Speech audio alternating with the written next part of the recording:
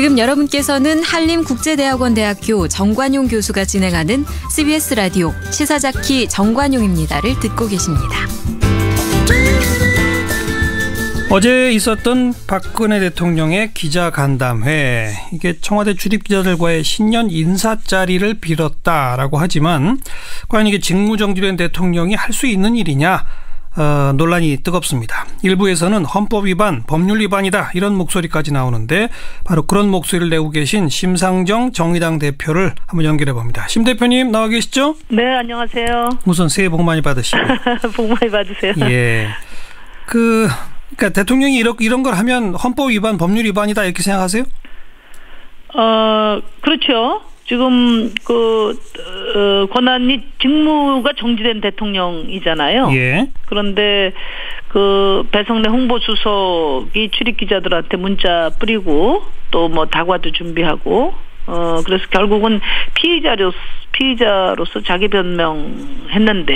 예.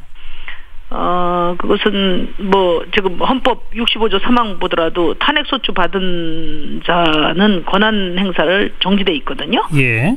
또 형법에 보더라도 권한이 없는 사람이 이제 공조직을 지휘하면 직권 남용이 되는 거죠. 어허. 당연히 어제 대통령의 기자간담회는 헌법을 어기고 예. 법률을 어기는 행위라고 봅니다. 그런데 청와대 측이 밝히는 이야기들이 오늘 또 보도가 쭉 됐는데 직무정지 중에 법적으로 언론 접촉을 어디까지 할 수 있는지 유권 해석을 받았답니다. 법률 전문가들한테. 그러면서 하는 언급이 이거는 평일이 아니라 휴일날 했다. 그리고 네. 직무로서 한 것이 아니라 인사자리 비슷하게 했다. 뭐 이런 식의 어떤 설명인데 그거 어떻게 생각하세요? 그 대통령이 피의자 자격으로 간담회를 한 게 아니지 않습니까? 예, 예. 대통령의 기자 간담회로 했고 저는 이제 박근혜 대통령이 공사를 분간을 못해서 탄핵을 받았는데 예. 청와대 참모들도 대통령을 닮았는지 천지분간이 안 되는 것 같아요. 예, 예. 그건 가당치 않는 해명이라고 봅니다. 네. 하긴 홍보수석이 기자들한테 문자 보내는 거는 대통령의 지시를 받아서 보냈겠죠? 당연하죠. 그럼 어떻게 알았겠습니까? 그럼 대통령이 그런 지시를 하는 것은 대통령의 권한을 행사하는 거죠? 그렇죠. 권한 행사를 하는 것이고 홍보수석에게 그런 지시를 했다면 그러니까 대통령도 직권을 남용한 거고요. 권한이 없는 사람이 한 거니까. 예. 또 홍보수석이 아랫사람에게 지시해서 일을 시켰으면 그것도 역시 직권 남용이죠. 예, 예. 그럼 직무가 정지된 대통령은 신분은 그래도 대통령 신분을 갖고 있잖아요. 그렇죠. 근데 아무 일도 하지 말아야죠. 그럼 보좌진으로부터 어떤 보고 같은 것도 받으면 안 되는 겁니까? 그러니까 사적인 어떤 생활을 해야 되고요. 예. 그런 공무에 그러니까 말하자면 직무를 수행하는 것이 아닌 네. 어떤 사적인 범위를 넘어서면 안 되겠죠. 예. 근데 어제의 기자들과의 만남은 직무로 보인다 이 말씀인 거죠. 그렇습니다. 청와대는 굳고 이건 직무가 아니다라고 말하고 있는데. 네. 앞으로도 청와대는 이런 소통의 자리를 더 만들 계획이 있다는 식으로 보도가 나오거든요. 어떻게 보세요? 그래서 황교안 권한대행이 분명히 해야 됩니다. 어허.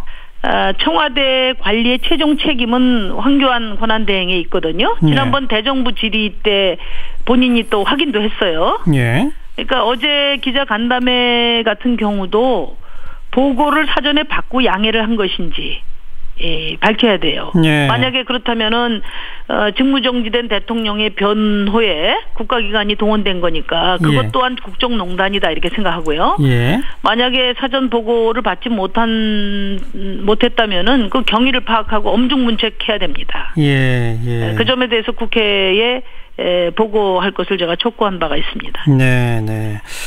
자, 그나저나 법률적인 논란을 좀 접어두더라도 어제 대통령이 한 발언들은 들으면서 어떤 느낌이 드셨어요? 그러니까 검찰 수사를 통해서 그리고 국정조사를 통해서 밝혀진 모든 의혹에 대해서 예. 모르쇠로 일관하고 변명과 궤변만 드러났지 않습니까? 예. 새해 희망을 말하고 있는 국민들에게 새해 벽두부터 찬물을 끼얹은 거죠. 예. 그래서 국민들을 열불나게 했습니다. 그래서 국민들과 기자들 괴롭히지 마시고 빨리 특검에 나가서 수사를 받기 바랍니다. 국민들을 열불나게 했다 이런 말씀이셨고 또 실제로 반응도 좀 차갑게 나오는데 그런데 왜 굳이 그런 걸 했을까요? 왜 그랬다고 생각하세요? 그러니까 결국 피의자로서 자기 변론한 거죠. 그러니까 특검 수사를 앞두고 있고 헌재 심리가 지금 시작되지 않습니까? 그렇죠. 내일부터. 그래서 최소한 그 지지자들을 결집할 생각도 있었을 테고요. 그런 과정을 통해서 특검이나 헌재 심리를 흔들어 보려는 의도가 있다고 봅니다. 그 헌재 재판에 직접 나가서 얘기해도 될 텐데 거기는 나가야죠. 나가야지 왜 기자들을 불러서 이야기합니까? 심리 하는데 가서 또 특검 앞에 가서 피의자로서 소신껏 그 발언을 해야 된다고 봅니다. 네. 앞으로 또 청와대에서 이런 거 하겠다 그러면 어떻게 대처해야 합니까? 그러니까 아까 말씀드린 것처럼 그 황교안 권한대행이 분명한 조치가 있어야 된다고 봅니다. 직무정지된 대통령이 직권을 남용하는 그런 행사나 또 간담회가 청와대에서 다시 이루어져서는 안 된다고 분명히 말씀드립니다. 그런데 황교안 권한대행이 그런 조치를 안 하면요? 안 하면은 아까도 말씀드린 것처럼 국정농단이라고 봐요, 그 자체가.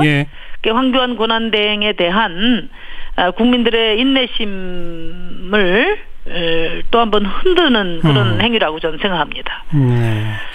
그렇지 않아도 그 인사를 얼마 전에 했는데 문화체육관광부의 송수근 제1차관을 임명했잖아요. 네네. 근데 또 일부 언론에 의하면 이 사람이 바로 그 블랙리스트를 총괄 관리하는 태스크포스 팀의 팀장 출신이다라는 거 아니겠습니까? 그러니까요. 그러니까 그 황교안 권한대행이 분명히 아셔야 될 일은 그 권한을 대행하는 그 권한을 갖고 있던 대통령이 탄핵된 상태고 단순히 대통령만 탄핵된 게 아니라 정부를 탄핵한 거예요, 국민들은. 그래서 사실은 황교안 권한대행도 정치적으로는 탄핵되었다고 우리 국민들은 보고 있습니다.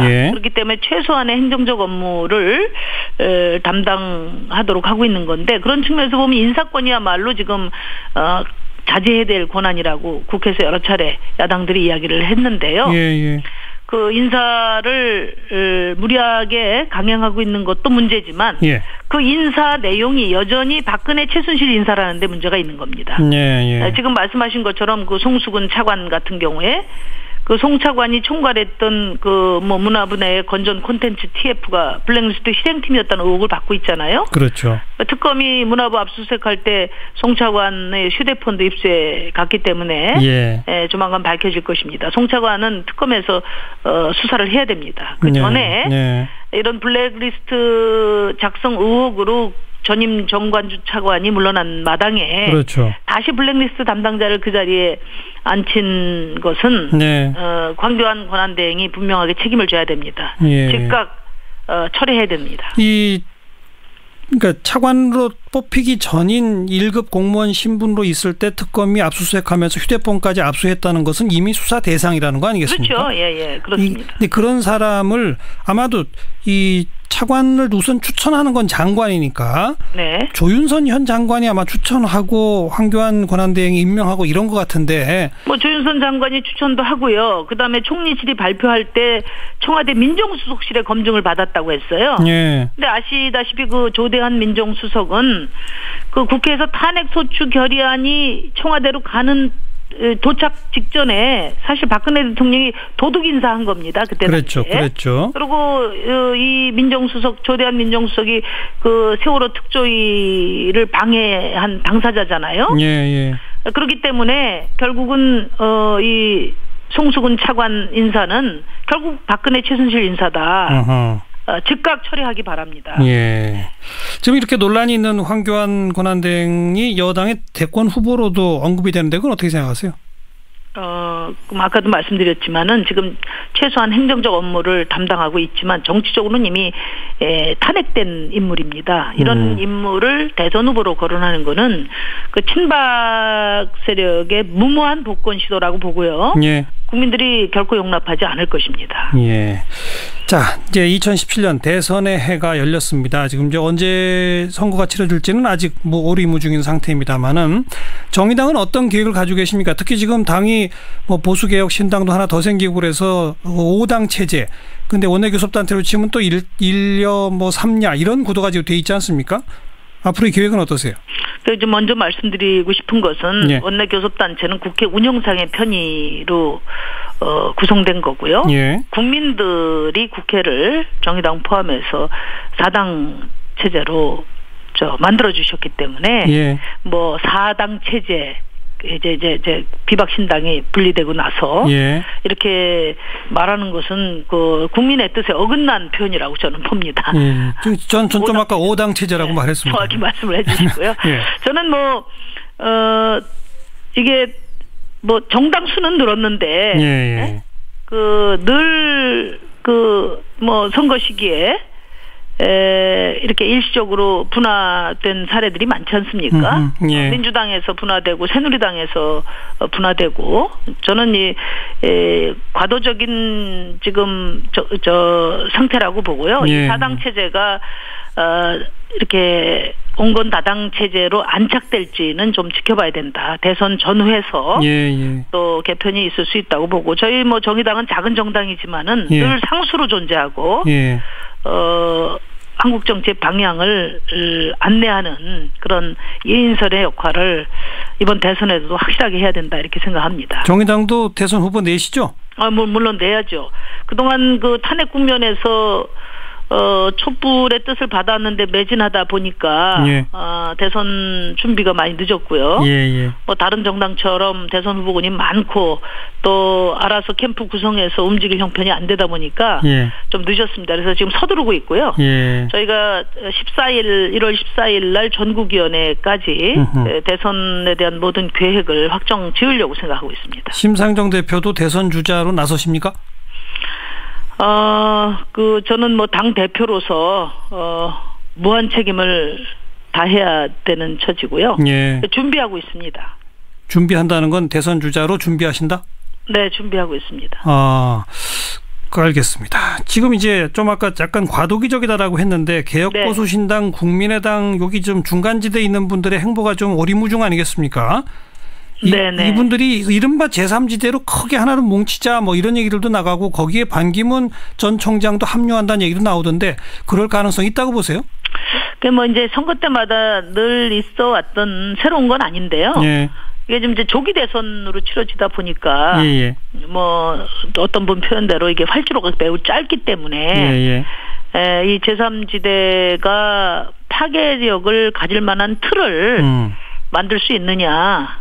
그 점에 있어서 좀 회의적으로 봅니다. 예. 그리고 이제 이게 각 정치 세력들이 살기 위해서 서로 이합집산하는 방식이 아니고 이제는 일관된 정책과 노선을 바탕으로 해서 선진적인 연합 정치를 해야죠. 그런 모델을 만드는데 예. 저희 정의당은 노력할 생각이고요. 알겠습니다. 그걸 위해서 저희가 결선 투표제도 주문을 하고 있는 겁니다. 그 결선 투표제를 국회 입법조사처에서는 이건 개헌이 필요한 사항이다라고 의견을 냈는데 어떻게 보십니까? 그건 이제 좀 유감스러운데요. 입법조사처에서 그렇게 의견을 낸 거는 예. 그 근거를 뭘로 들고 있냐면 헌법학자들이 그렇게 본다. 예. 이런 거예요. 그래서 지금 현행 헌법에는 이제 결선 투표제를 금지하고 있지도 않고 명시하고 있지도 않거든요. 그렇죠. 그렇기 때문에 헌법이 모든 사항을 망라할 수 없기 때문에 대통령 선거에 관한 사항은 법률 정한다. 이렇게 67조 5항으로 돼 있어요. 네. 그래서 무엇이 헌법 원리에 부합하는지를 기준으로 국회가 결정을 하면 되는 것이다. 이렇게 보고요. 알겠습니다. 예, 그 헌법은 당대 시민의 정책 의사와 필요에 화답할 수 있어야 되기 때문에 네네. 이번에 이 시기가 절호의 기회라고 봅니다. 네, 여기까지 말씀드릴게요. 고맙습니다. 네, 감사합니다. 정의당의 심상정 대표 연결해봤습니다. 1부 마치고요. 7시 5분에 다시 옵니다.